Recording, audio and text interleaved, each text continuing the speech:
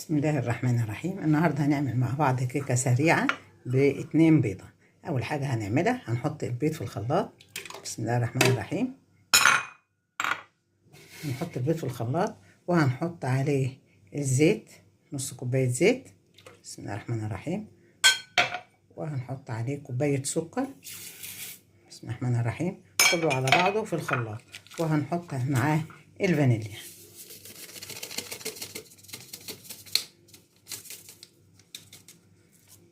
وهنضرب كله مع بعض، وهنحط معاه اللبن. نسيت اقول لكم،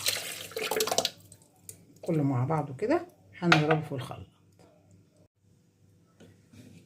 انا ضربت الخليط في الخلاط. احط هنا بسم الله الرحمن الرحيم، وهحط عليه الدقيق. بسم الله الرحمن الرحيم.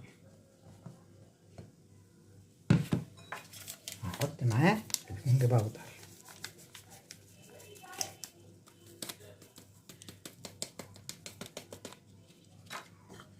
بسم الله الرحمن الرحيم. وهقلب.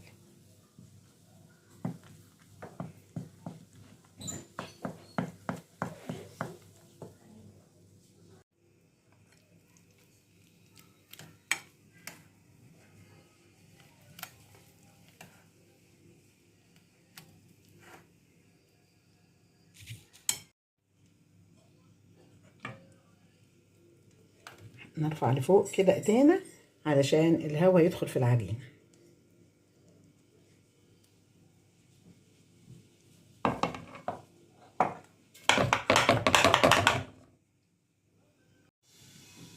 انا حطيت العجينه بتاعتي في الصينيه، هدخلها الفرن ولما تطلع ان شاء الله هوريها لكم.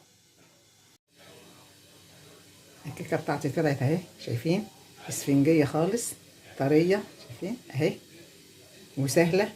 في دقايق كلها في الخلاط، ضربنا كل حاجه في الخلاط.